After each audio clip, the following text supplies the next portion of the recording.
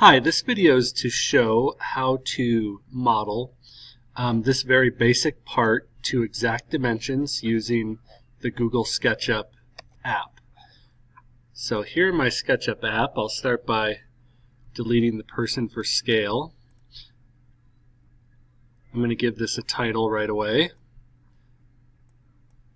just going to call this simple bracket. Get in the habit of giving things a name. Now, I'll be using my keyboard shortcuts and telling you what they are as I use them. So for my rectangle tool, I'm just going to click R for my rectangle. Looking at the part, I see that it's 30 millimeters by 55 in length. So I could type 30 millimeters, comma 55 millimeters. And there it is. It's quite small, as expected. I can use my tape tool, which is found here, or by simply hitting the T letter. And I see that I'm working in inches. Now, this is where I want to change my units under Model Info to millimeters. That's going to update my tape tool right away. Just double checking to make sure that I've gotten off to a good start. Okay. Next, I'm looking at the diameter of these two circles and total thickness. I'm going to assume these are on a center, even though that's not given. So I need a guideline that's 10 millimeters from this edge, and then another 30 millimeters over. I can create these guidelines with my tape tool.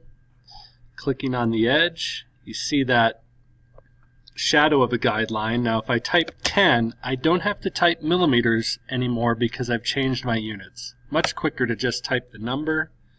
I should be able to create another guideline, 30 millimeters from there by typing 30. Okay, I'm ready for my circles. I can find my circle tool, I believe in here with the rectangle and other shapes, but I can also just push the C button. Now SketchUp is inferring that I want this midpoint, which I do.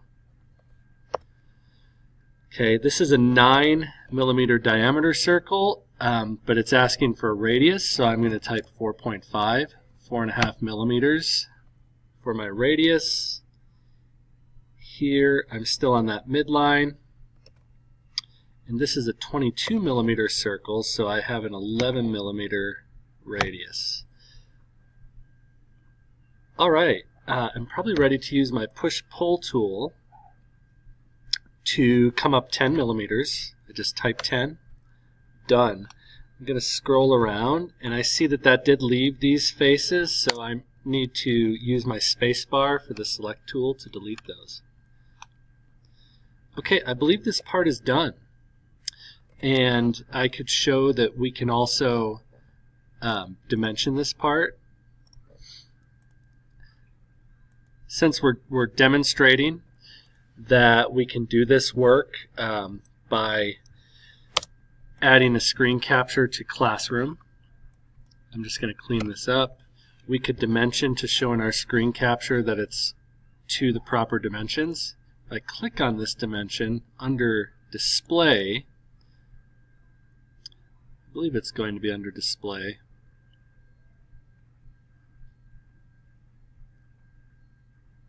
I can display with less precision. Okay, just like in the drawing, now with my text, I can update this text to be larger and show up better also. Update all dimensions, that's done. Back to my dimensioning tool, I can put in some other dimensions, including the diameters of these circles. Thickness here. Okay, done.